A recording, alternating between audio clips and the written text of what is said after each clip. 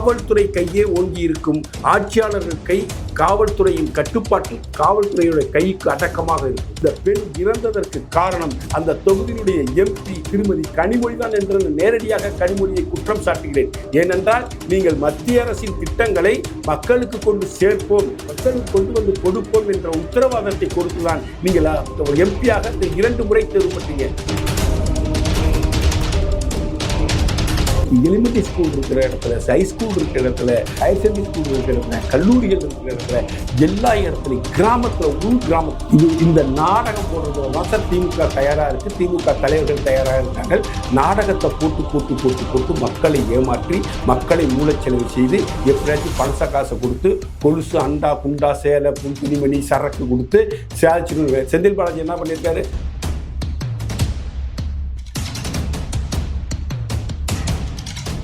ஒரு மனிதனை நான் பார்ப்பது எப்படின்னா சதுரங்க வேட்டையில் வர்ற அந்த கதாபாத்திரம் போல தான் நான் பார்க்குறேன். ஒரு உண்மையை வச்சுக்கிட்டு அதன் மேலே 10 பொய்களை சுமத்தி சப்டெக்ஸ்ட் என்னன்னா நீ சவுக்கு சங்கர் வீடியோவும் உன் சேனலில் போட்டால் உன்னை நிம்மதி இழக்க வைப்பேன். இது ஒரு சைக்காலஜிக்கல் வார்ஃபேர். சைக்காலஜிக்கலாக ஒரு 100% மிரட்டக்கூடிய ஒரு ஒட்டுமொத்த திமுக சவுக்கு சங்கர் என்கின்ற தனி மனிதரை பார்த்து பயந்து நடுங்கி தொட்டை நடுங்கி செத்துக் கொண்டிருக்கிறார்கள். எனவே இதை அடக்க வேண்டும், அடக்கி ஒடுக்க வேண்டும் என்ற ஒரு சர்வாதிகார திட்டத்துடன் இந்த அரசாங்கம் செயல்படுகிறது. இதற்கான தண்டனை மக்கள் மன்றத்தில் நிச்சயமாக கிடைக்கும் என்று நம்புகிறேன்.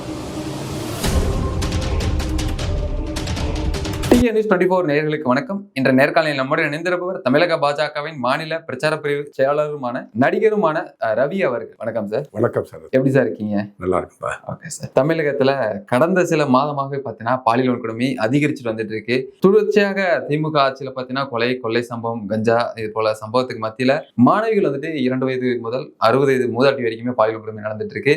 இது எல்லாத்தையும் நீங்க எப்படி பாக்குறீங்க சார்? சமீபத்தில் நடந்த நிகழ்வுகள் எல்லாத்தையும் சார், திமுக ஆட்சி கட்டலுக்கு வந்ததிலிருந்து இங்கு சட்டம் ஒழுங்கு மிக கேவலமாக மோசமாக சட்டம் ஒழுங்கு கடைபிடிக்கப்பட்டு கொண்டு வருகிறது.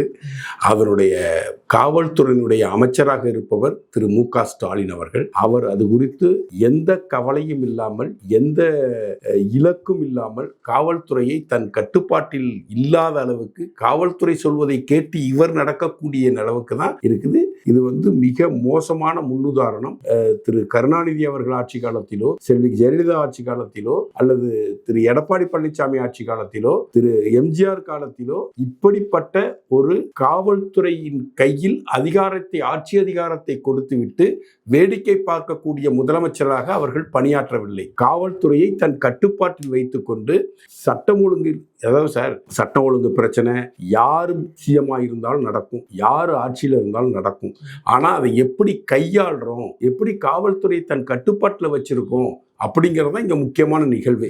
ஆனால் காவல்துறை கட்டுப்பாடு என்பது முதலமைச்சர் கட்டுப்பாட்டில் இல்லை, அந்த துறையின் அமைச்சரான முதலமைச்சர் கட்டுப்பாட்டில் இல்லை, காவல்துறையின் கட்டுப்பாட்டில் முதலமைச்சர் இருக்கிறார் என்பதுதான் தொடர் நிகழ்வுகள் நமக்கு காட்டுது. இப்போ ஏர் ஷோ நடக்குது. ஏர் ஷோல 5 பேர் செத்து போறாங்க. 300க்கும் மேற்பட்டோர் உடல்நிலை குறைவால் மருத்துவமனையில் அட்மிட் ஆகுறாங்க.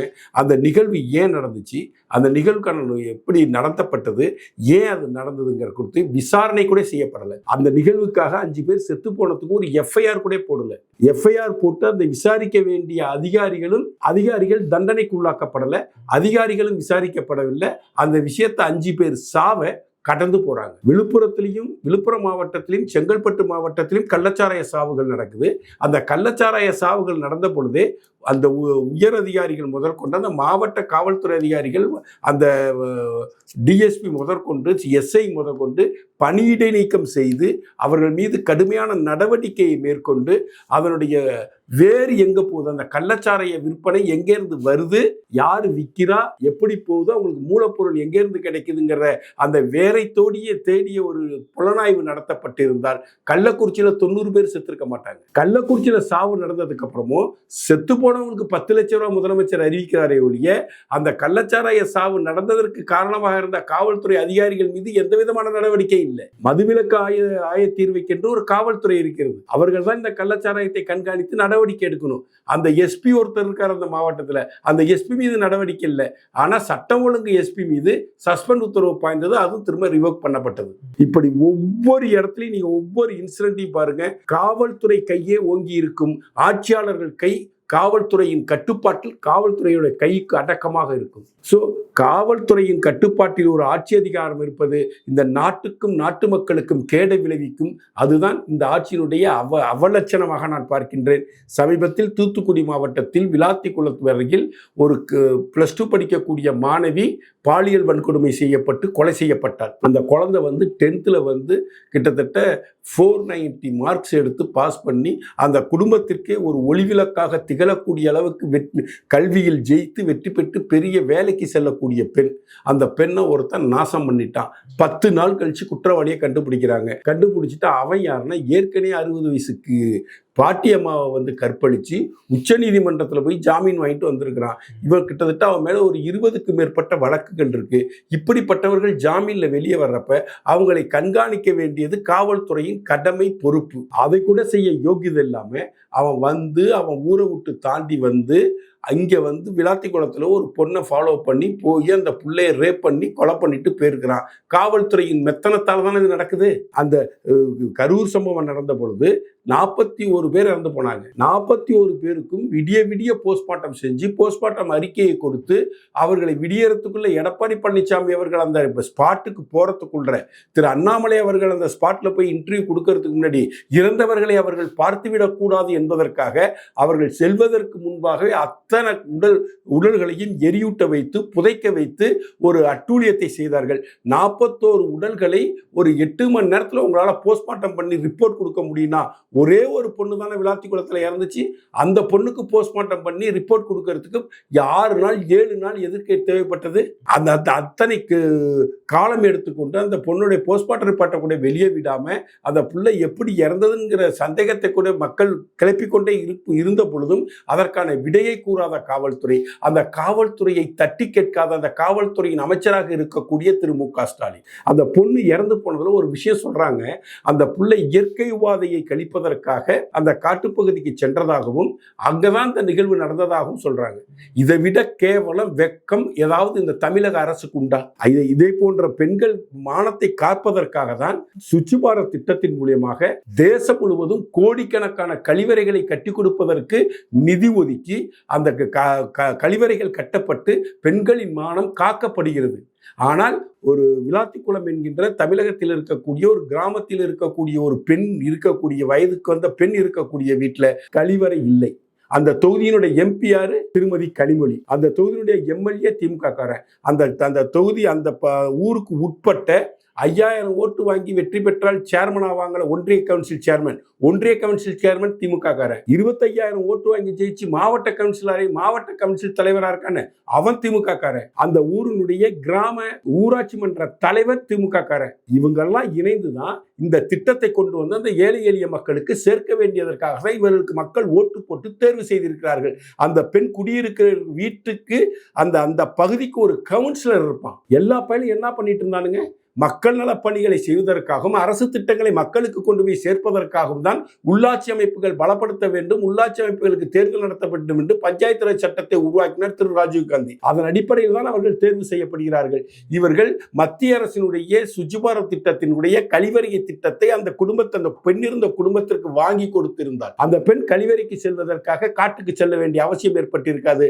அந்த பெண் கற்பழிக்கப்பட்டிருக்க மாட்டாள், அந்த பெண் கொலை செய்யப்பட்டிருக்க மாட்டாள். இதை செய்ய தவறிய இந்த மக்கள் பிரதிநிதிகளை வன்மையாக கண்டிப்பதோடு இந்த பெண் இறந்ததற்கு காரணம் அந்த தொகுதியினுடைய MP திருமதி கனிமொழி தான் என்று நேரடியாக கனிமொழியை குற்றம் சாட்டுகிறேன். ஏனென்றால் நீங்கள் மத்திய அரசின் திட்டங்களை மக்களுக்கு கொண்டு சேர்ப்போம், மக்களுக்கு கொண்டு வந்து கொடுப்போம் என்ற உத்தரவாதத்தை கொடுத்துதான் நீங்கள் MP-யாக 2 முறை தேர்வு பட்டீங்க.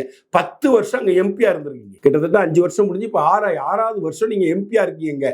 6 ஆண்டுகள் நீங்க MP-யா இருந்து உங்க தொகுதியில் இருக்கக்கூடிய ஒரு குக்கிராமத்தில் இருக்கக்கூடிய ஒரு வயது வந்த பெண் இருக்கக்கூடிய வீட்டிற்கு ஒரு கழிவறையை பெற்றுத்தரக்கூடிய அளவுக்கு கூட நீங்கள் பணி செய்யவில்லை உங்கள் தொகுதியில். ஆனால் அந்த மக்கள் உங்களை நம்பி வாக்களித்தார்கள். வாக்களித்த மக்களை கனிமொழி அவர்கள் ஏமாற்றி இருக்கிறார்.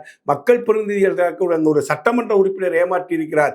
இவர்கள் அந்த திட்டத்தின் மூலம், சுச்சி பாரத் திட்டத்தின் மூலம் கழிவறையை பெற்றுக் கொடுத்திருந்தால் அந்த வீட்டிற்கு இந்த பெண்ணின் கொலை நடந்திருக்காது. இப்படிப்பட்ட மோசமான சூழ்நிலையில் சட்டம் ஒழுங்கு சந்தி சிரிக்கிறது. மீண்டும் ஒரு முறை திராவிட முன்னேற்ற கழகம் இங்கு ஆட்சிக்கு வந்துவிட்டால் யாருக்கும் இங்கு பாதுகாப்பே இருக்காது. யாரும் சுதந்திரமாக செயல்பட முடியாது. யாரும் இங்கு நல்லது கெட்டது பேச முடியாது.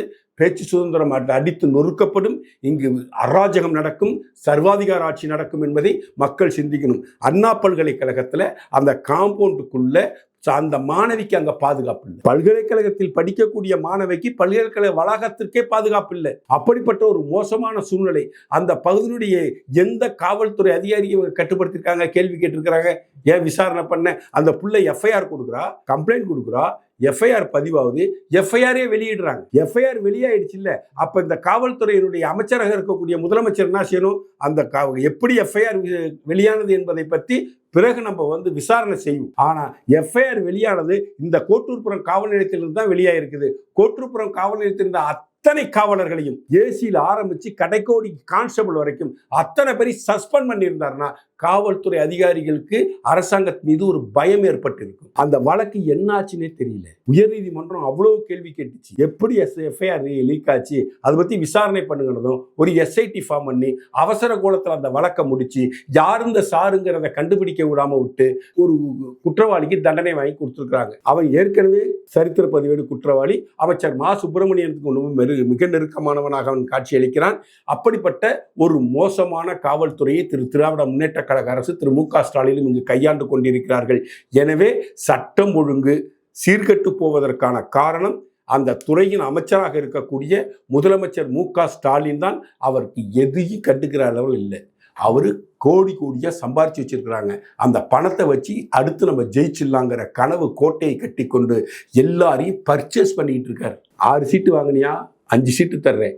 போன தடவை 15 கோடி வாங்கினியா, இந்த தடவை 25 கோடியா வாங்கிக்க. போன தடவை 3 சீட்டு வாங்கினியா, 2 சீட்டு வாங்கிக்க. போன தடவை 10 கோடி வாங்கினியா, இந்த தடவை 15 கோடியா வாங்கிக்கன்னு எல்லா கூட்டணி கட்சிகளையும் விலைக்கு வாங்கினதன் அடிப்படையில் இருக்கிற மிச்ச சொச்ச காசை வச்சுக்கிட்டு 2 லட்சம் கோடிக்கு மேல சம்பாதிச்சிருக்காங்க சார் குறைந்தபட்சமா. அந்த 2 லட்சம் கோடியை செலவு செய்து திரும்பவும் வெற்றி பெற்று மேற்கொண்டு இன்னொரு 4 லட்சம் கோடி சம்பாதிக்கலாம். அப்படி என்கிறதில் மட்டும்தான் திரு மு க ஸ்டாலினுக்கு போக்கஸ் இருக்கே தவிர சட்டம் ஒழுங்கை கட்டுப்படுத்தணும், சட்டம் ஒழுங்கை சீர் செய்யணும், காவல்துறையை கட்டுப்பாட்டில் கொண்டு வரணும், தவறு செய்யக்கூடிய காவலர்களை உடனடியாக தண்டனைக்குள்ளாக்கணும். அப்படி என்பது போன்ற சாத்தியக்கூறுகளை முதலமைச்சர்கள் துறையின் அமைச்சராக இருக்கக்கூடிய ஆராயவே இல்லை. திருவண்ணாமலையில ஒரு தாயும் மகளும் இறங்குறாங்க. தாய் கண் முன்னாலே தாயை கட்டி போட்டுட்டு மகளை கற்பழிக்கிறாங்க 2 காவல்துறை அதிகாரிகள். அவர்களுக்கு எப்படி இந்த துணிவு வருது? இந்த முதலமைச்சர் நம்ம என்ன செஞ்சாலும் கண்டுக்க மாட்டாரு அப்படிங்கறதான் நோக்கம். கோயமுத்தூர்ல ஒரு எஸ்பி லெவல்ல இருக்கக்கூடிய செந்தில்ங்கிற ஒரு அதிகாரி அந்த 40 வயது நிரம்பிய ஒரு பெண்ணை தொடர்ந்து செக்ஸ் டார்ச்சர் கொடுத்துக்கிட்டே இருக்காரு. கிட்டத்தட்ட திரு அண்ணாமலை சொல்றாங்க அக்டோபர் மாசம் விஷயம் நடந்துச்சு. அந்த அம்மா கம்ப்ளைண்ட் கொடுக்குறாங்க. சொந்த டிபார்ட்மெண்ட் இருக்கக்கூடிய ஒரு பெண் காவலர் 40 வயதை கடந்த ஒரு பெண்மணி கம்ப்ளைண்ட் கொடுக்குறாங்க. அக்டோபர் மாசத்திலிருந்து அதை விசாரிச்சு அவங்க ஜனவரி பிப்ரவரி மார்ச் மாசத்துல அவர் மேல் நடவடிக்கை எடுக்கிறாங்க. ஏன் இந்த தாமதம்? இது கவனத்திற்கு வந்த பிறகு உடனடியாக நடவடிக்கை எடுக்காத அந்த கோவை சரக டிஐஜி உடனடியாக பணியிடை நீக்கம் செஞ்சிருக்கணுமா இல்லையா? இப்படிலாம் செஞ்சாதான் சார் காவல்துறைக்கு அரசாங்கத்து மீதும் ஆள்பவர்கள் மீதும் பயம் இருக்கும். இப்படி எதுவுமே செய்யாம காவல்துறை அதிகாரிகள் செய்யக்கூடிய தவறுகள் அனைத்திற்கும் திரு மு க ஸ்டாலின் அவர்கள் துணை போகிறார். காவல்துறையின் கட்டுப்பாட்டில் திராவிட முன்னேற்ற கழக அரசு, திராவிட மாடல் அரசும் திரு மு க ஸ்டாலினும் இருக்கிறார்கள். எனவே மீண்டும் ஒரு முறை திமுக வாக்களித்தால் ஒவ்வொரு வீட்டில் உள்ள பெண்களுக்கும் 2 வயசு பாப்பாவிலிருந்து 80 வயசு பாட்டி வரைக்கும் யாருக்குமே பாதுகாப்பு இருக்காது. கஞ்சா நீக்கம் வர கிராமம் புதுசு போயிடுச்சு சார். முன்னாடி கஞ்சா நம்ம காலேஜில் நாங்களாம் படித்த காலத்தில் கஞ்சானா என்னன்னே தெரியாது. நான் பூண்டி காலேஜில் தான் படித்தேன். கஞ்சான்னு ஒரு விஷயமேங்கிறதுலாம் தெரியாது. இன்னைக்கு எலிமெண்ட்ரி ஸ்கூல் இருக்கிற இடத்துல, ஹை ஸ்கூல் இருக்கிற இடத்துல, ஹையர் செகண்டரி ஸ்கூல் இருக்கிற இடத்துல, கல்லூரிகள் இருக்கிற இடத்துல, எல்லா இடத்துலையும் கிராமத்தில், உள் கிராமத்தில் நேற்று ஒரு இன்டர்வியூ பார்த்து ஒருத்தர் செப்பாலஜிஸ்ட் காவிரி டெல்டாவில் ஒரு 5 தொகுதிக்கு போய் சர்வே நடத்திட்டு அந்த ஜேவிசி ஸ்ரீராம் அவர்கள் ஆய்வு நடத்தி சொன்னாங்க. மயிலாடுதுறை மாவட்டத்திலும் சீர்காழிலையும் பூம்புகாரிலையும் அங்க உள்ள கிராம விவசாய பெருங்குடி மக்களும் பெண்களும் சொல்றாங்க கஞ்சா போதை இங்க அதிகமாயிடுச்சு சார், கஞ்சா நீக்கமறை எங்க பார்த்தாலும் கிடைக்குது சார், கஞ்சாவை குடிச்சிட்டு வந்துதான் எல்லா பெண்ணும் தப்பு பண்றான் அப்படி என்று கிராமத்தில் இருக்கக்கூடிய பெண்கள் அந்த வீடியோவில் பேசியிருக்க வீடியோ வெளியிட்டார் ஜேவிசி ஸ்ரீராம் அவர்கள். இப்படிப்பட்ட ஒரு மோசமான மிக மிக கேடு கெட்ட கேவலமான அசிங்கம் பிடித்த ஒரு காவல்துறை அமைச்சரை இந்த தமிழகம் சுதந்திரத்திற்கு பிறகு மொழிவாழி மாநிலங்கள் பிரிக்கப்பட்ட பிறகு எந்த முதலமைச்சரும் இவ்வளவு கேவலமாக இவ்வளவு மோசமாக காவல்துறையை வழிநடத்தியதில்லை. திரு மு.க. ஸ்டாலின் நடத்தி கொண்டிருக்கிறார். மீண்டும் ஒருமுறை திமுக வெற்றி பெற்று முதலமைச்சராக மு.க. ஸ்டாலின் வந்தால் உங்கள் வீட்டு குழந்தைகளுக்கும் பெண்களுக்கும் ஆம்பளை பசங்களுக்கும் பொம்பளை பசங்களுக்கும் ரோட்ல நடமாட முடியாது. அவர்கள் கெட்டு குட்டிச்சோராகி போடுவார்கள் என்பதை மனதில் விரித்து வாக்குச்சாவடிக்கு செல்ல வேண்டும் என்று தாழ்மையுடன் கேட்டு. திமுக பொறுத்த வரைக்கும் வேட்பாளர் நேர்காணல் நடந்துட்டு இருக்கு. இதுல உதயநிதி ஸ்டாலின் அவர்கள் நேற்று இரவு வந்துட்டு பங்கேற்றிருந்தாரு. அந்த ஆலோசனைக்கு பிறகு என்ன பதில் சொல்லியிருக்காருன்னா சொல்றேன்னு சொல்லியிருக்காங்க அப்படின்னு சொல்லி செய்தியாளர் சந்திப்புல ஒரு பதில் கொடுத்துட்டு போறாரு. எப்படி நீங்க பாக்குறீங்க சார்? எல்லாம் பொய் சார், எல்லாம் டிராமா சார், எல்லாம் திருட்டுத்தனம் சார். உதயநிதிக்கு வந்து பாக்குறேன்னு சொன்னாங்களாம், பாப்பாங்க அறிவிப்பாங்கன்னு ஒரு இன்டர்வியூ கொடுக்குறாரு. அசிங்கமா இல்லை இவங்களுக்கெல்லாம். இப்படி ஒரு நாடகம் தான் நடத்துறாங்க. இது ஒரு புரோட்டோகால் சார். நான் புரோட்டோகால் படி சந்திச்சேன். தொகுதி நேர்காணல் நடக்கிறவங்க போய் சந்திக்கிறது ஒரு புரோட்டோகால். அந்த புரோட்டோகால் அடிப்படையில் நான் சந்தித்து வந்தேன். எல்லாம் நல்லது நடக்கும்னு சொல்ல என்னை வந்து கேள்வி கேட்டாங்க. தொகுதியில் என்ன பணி செஞ்சிருக்கேன்னு கேட்டாங்க. பார்லிமெண்ட்ல என்ன ஓட்டு வாங்கியிருக்கிறது கேட்டாங்க. நாங்கள் பார்த்துக்கிட்டு யோசிச்சுட்டு சொல்றோம்னு சொல்லியிருக்காங்க. நல்லது நடக்கும்னு நான் நம்புவோம் அப்படின்னா இது வந்து யாராச்சும் பிறந்த குழந்தை நம்புமா? இது இந்த நாடகம் போடுறதுல தான் சார் திமுக தயாரா இருக்கு. திமுக தலைவர்கள் தயாராக இருக்கிறாங்க. நாடகத்தை போட்டு போட்டு போட்டு போட்டு மக்களை ஏமாற்றி மக்களை மூளைச்செலவு செய்து எப்படியாச்சும் பணச காசை கொடுத்து கொலுசு அண்டா குண்டா சேலை புல் துணிமணி சரக்கு கொடுத்து சேச்சின்னு. செந்தில் பாலாஜி என்ன பண்ணியிருக்காரு? 13 இடத்துல பட்டி திறந்து வச்சிருக்காரு. பட்டியலை அடைச்சி வச்சு மக்கள்கிட்ட ஓட்டு வாங்குறதுக்காக. இப்படிப்பட்ட கேவலங்களை செய்து இப்படிப்பட்ட டிராமாக்களை போட்டு மக்களை முட்டாளாக நினைத்து கொண்டு இவர்கள் ஆட்சி அதிகாரத்தில் தொடர்வது இந்த ஜனநாயகத்திற்கு உகந்ததல்ல என்று குற்றச்சாட்டு. பத்திரிகையாளர் சவுக்கு சங்கர் அவர் தொடர்பான வீடியோ வந்துட்டு ஊடக நிறுவனம் போட்டாங்க. அப்படின்னா அந்த ஊடக நிறுவனத்துல பணி செய்யக்கூடியவர்களுக்கும் சரி, ஊடக நிறுவனம் தலைமை தாங்கக்கூடிய நபர்களுக்கும் சரி சம்மன் அனுப்பப்படுகிறது. தொடர்ச்சியாக இது போல நடந்துட்டு இருக்கே பார்க்க முடியுது. என்னதான் நடந்துட்டு இருக்கு சார் தமிழகத்துல? சார், சவுக்கு சங்கர் பேசுற அத்தனை விஷயத்துல நமக்கு ஏற்புடையதா இருக்குதா? அவருடைய சித்தாந்த ரீதியான அவருடைய கருத்துக்களுக்கு நமக்கு ஏற்புடையதா இருக்குதான்னா 100% நமக்கு இல்லை. அவர் ஒரு விசில் புளோயரா இருக்கார். அரசாங்கத்தில் நடக்கிற தவறுகளை சுட்டி காட்டார். அலசினது சவறுகள் வரலாம், சரியான விஷயங்கள் இருக்கலாம்.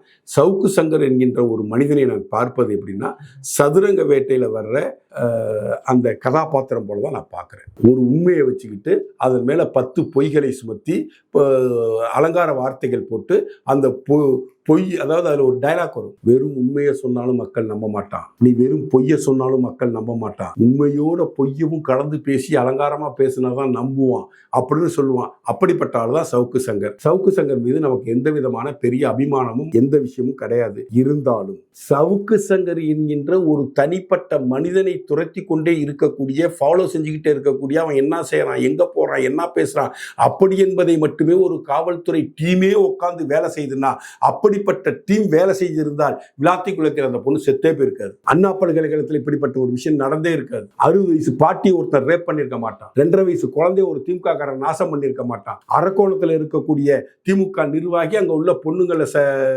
காதலிப்பதாக நாடகமாடி அந்த பெண்களை திமுக தலைவர்களுக்கு விருந்து வைத்திருக்க மாட்டான். காவல்துறை அப்படியெல்லாம் அவர்களுக்கு பின்னால், குற்றவாளிகளுக்கு பின்னால் செல்லாமல் ஒரு ஏதோ யூடியூப்பில் பேசுகிறார் என்பதற்காக அவர் வீட்டில் சாக்கடையை ஊத்துறது, அவர் அரெஸ்ட் பண்றது, அவர் கையை உடைக்கிறது, அவர் மேலே வந்து அன்டச்சபிலிட்டி கேஸு போடுறது, அவர் மேலே வந்து கொலை முயற்சி கேஸு போடுறது எல்லாம் அப்பட்டமான விதிமூறல். இது அத்தனையும் திரு மு.க. ஸ்டாலின் சொல்லி நடக்குதா, திரு உதயநிதி ஸ்டாலின் சொல்லி நடக்குதா அப்படி என்பதில் சந்தேகம் இருக்கிறது. ஒரு குறிப்பிட்ட அதிகாரிக்கும் திரு சவுக்கு சங்கருக்கும் இருக்கக்கூடிய தனிப்பட்ட பகையின் காரணமாக அவர் தாக்கப்படுகிறார், அவர் கார்னர் செய்யப்படுகிறார். அந்த தனிப்பட்ட அந்த அதிகாரி யார் என்பது திரு மு.க. ஸ்டாலினுக்கு தெரியும். அவரை கண்ட்ரோல் பண்ணி, ஒரு யூடியூபர் பின்னாடி ஓடாதையா, நமக்கு 1000 சட்ட ஒழுங்கு பிரச்சனை இருக்குன்று அவரை கண்ட்ரோல் செய்யக்கூடிய திரு மு.க. ஸ்டாலின் அதை செய்ய மறுக்கிறார். எலெக்ஷன் கோட் ஆஃப் கான்டாக்ட் வந்துடுச்சு. இன்னைக்கு மொத்த காவல்துறையும் மொத்த தமிழ்நாடு அரசாங்கத்தினுடைய செயல்பாடுகளும் எலெக்ஷன் கமிஷன் கண்ட்ரோல்ல இருக்குது. அப்ப நீங்க வந்து ஒரு பேசு தமிழா பேசு போல ஒரு பெரிய சேனல், கிட்டத்தட்ட அந்த சேனலில் 30-40 பேர் வேலை செய்கிறாங்க. இளைய பாரதம் சேனல், இதே போல் ஒரு 20க்கு மேற்பட்ட சேனல்கள். சவுக்கு சங்கர் டெய்லி ஒரு 6லேருந்து 8 நிமிஷம் வீடியோ வெளியிடுறாரு. அந்த வீடியோவை அவங்க எல்லாரும் ஒளிபரப்புறாங்க.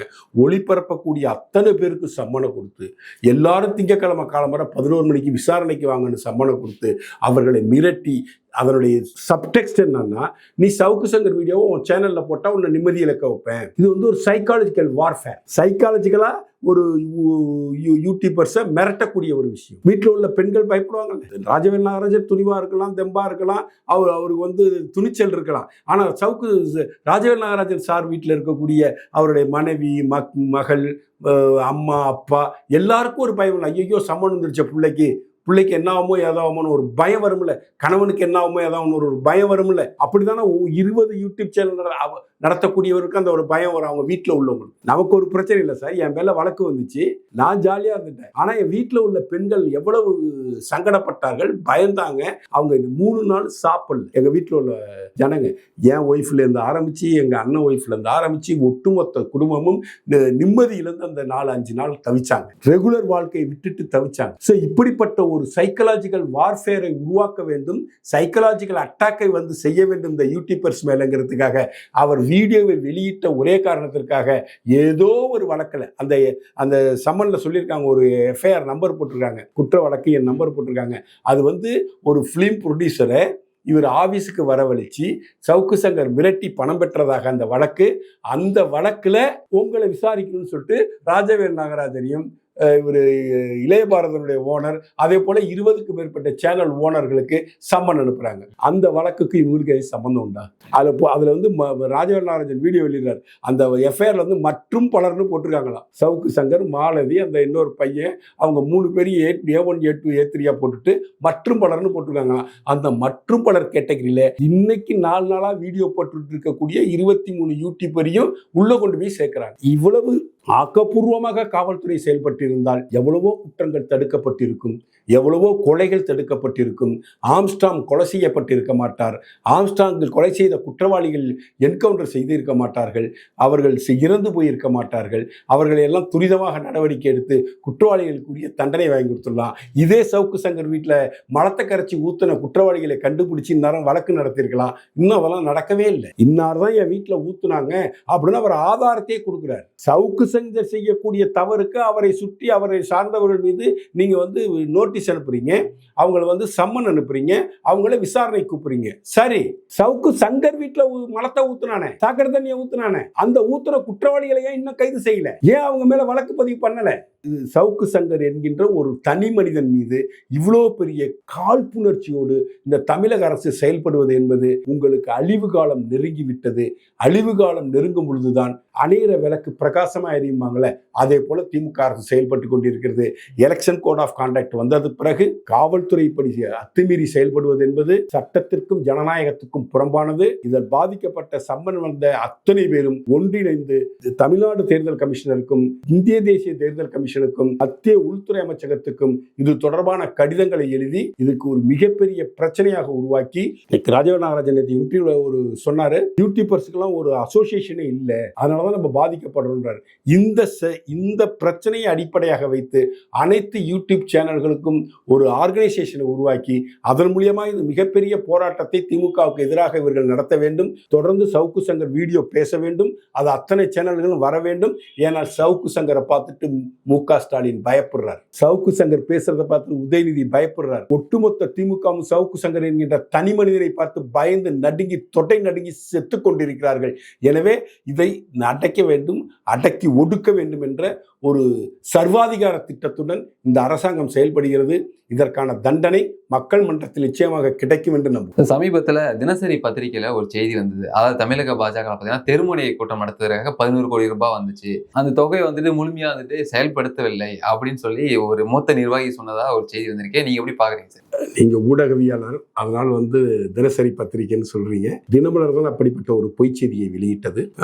ஒரு போன வாரத்தில் அந்த செய்தி போன செவ்வாய்க்கிழமை வந்துச்சுன்னு நினைக்கிறேன். அந்த செய்தி தினமலர் சொன்ன செய்தி 11 கோடி ரூபாய் என்பது உண்மைதான். 22,000 சக்தி கேந்திரா பாரதிய ஜனதா கட்சியில இருக்கிறாங்க. ஒரு சக்தி கேந்திரத்துல 3 பூத் இருக்கும். ஒரு சக்தி கேந்திரத்துக்கு 3 பூத்து. அவங்க 3 சக்தி கேந்திரம் 3 பூத்து சேர்ந்ததான் ஒரு சக்தி கேந்திரம். அதே போல 22,000 சக்தி கேந்திரங்கள் தமிழ்நாடு பிஜேபி செயல்பட்டு கொண்டிருக்கிறார்கள். அந்த சக்தி கேந்திர பொறுப்பாளர்கள் ஒருத்தர் இருப்பாரு. அந்த ஒரு சக்தி கேந்திராவில் ஒரு தெருமுனை பிரச்சார கூட்டம் நடத்த வேண்டும் என்று திரு நயினார் நாகேந்திரன் அவர்கள் உத்தரவிட்டு நாளை நமதே தமிழ்நாடு நமதே என்ற தலைப்பின் கீழ் இந்த தெருமுனை பிரச்சார கூட்டங்கள் நடத்தப்பட்டது. இந்த தெருமுனை பிரச்சார கூட்டங்கள் நடத்தப்படுவதற்கு முன்பாக திரு அண்ணாமலை அவர்கள் சக்தி கேந்திர தமிழக பொறுப்பாளராக ஒரு பதவியில் அமர்த்தப்பட்டார்.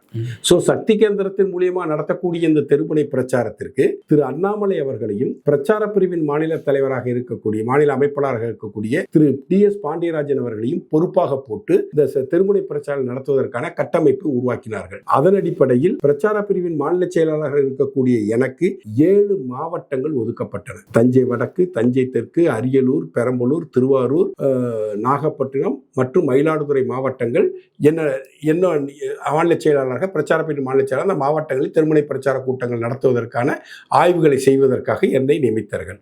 நான் 30 தெருமுனை பிரச்சார கூட்டங்களில் கலந்து கொண்டிருக்கிறேன். அரியலூர் மாவட்டம், தஞ்சை வடக்கு மாவட்டங்கள் மொத்தமாக ஒரு 30 தெருமுனை பிரச்சார கூட்டங்களில் நான் கலந்துகிட்டு இருந்திருக்கிறேன். தெருமுனை பிரச்சார கூட்டங்கள் என்பது தெரு முனையில் மக்கள் கூடக்கூடிய இடத்துல ஒரு மைக்கை வச்சு பேசணும். மக்களுக்கு போய் நம்ம செய்தி சொல்லணும். கூட்டம் திரட்டுறது இல்லை. கூட்டம் திரட்டி பேசுறதுக்கு பேரு பொதுக்கூட்டம். மக்கள் கூடுற இடத்துல போய் நம்ம கருத்துக்களை சொல்ல வேண்டியது தெருமுனை பிரச்சாரம். இந்த கூட்டங்களை மிகச்சிறப்பாக 22,000 கூட்டங்களும் நடத்தி முடிக்கப்பட்டன. இதற்கு 11 கோடி ரூபாய் கொடுக்கப்பட்டது உண்மை. ஒரு சக்தி கேந்திரத்துக்கு 5,000 ரூபாய், 22,000 சக்தி கேந்திரத்துக்கும் 11 கோடி ரூபாய். இந்த 11 கோடி ரூபாய் பணத்தை எங்கள்கிட்ட கொடுக்கல, திரு அண்ணாமலை அவர்கள்ட்ட கொடுக்கல, திரு DS பாண்டியராஜன் அவர்கள்ட்ட கொடுக்கல.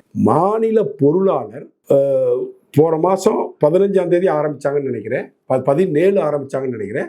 17லேருந்து 28 வரைக்கும் நடத்த சொல்லியிருந்தாங்க. 17, 18, 19, 20 இந்த 3 நாள் நடத்துறத கூகுள் போட்டோ அந்த கூகுள் போட்டோ எடுக்கிறப்ப எந்த கிராமத்துல எந்த சர்வே எண்ணில் எங்க நின்று நம்ம எத்தனை மணிக்கு பேசுறோங்கிறது அதுல போட்டோ பிடிச்சிருக்கு. அந்த கூகுள் போட்டோ எடுத்து செரல்ல ஏற்றி செரல்ல நம்ம அப்ளை பண்ணி அந்த அப்ளை பண்றப்ப யாரு பேச்சாளர், எந்த சக்தி கேந்திரத்தில் நடந்துச்சு, அந்த சக்தி கேந்திரத்தின் நம்பர் என்ன, அந்த சக்தி கேந்திரத்தின் பொறுப்பாளர் யாரு, அந்த சக்தி கேந்திரத்துக்கு உட்பட்ட எந்த மண்டலுக்கு உட்பட்டது அந்த சக்தி கேந்திரம் இருக்கின்ற விவரங்களை எல்லாம் பதிவு செய்த பிறகு முதல் தவணையாக 20ஆம் தேதி ஒரு அமௌண்ட்டை ரிலீஸ் பண்றாரு மாநில பொருளாளர். பாரதிய ஜனதா கட்சியினுடைய மாநில பொருளாளர் ஒரு அமௌண்ட்டை ரிலீஸ் பண்றார்.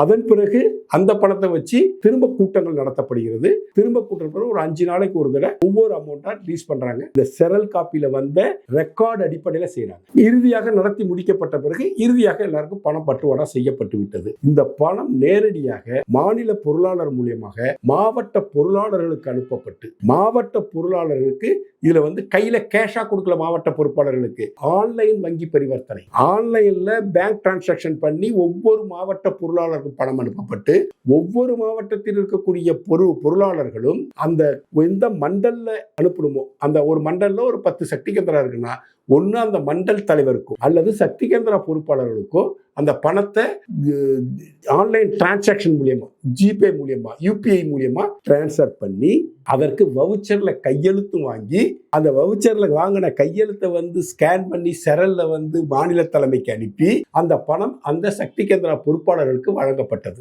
இப்படி ஒரு கிளியர் கட்டா த்ரூ பேங்க் டிரான்சாக்ஷன்ல நடந்த ஒரு விஷயத்துல 11 கோடி ரூபாயை சுவாகா பண்ணிட்டாங்க.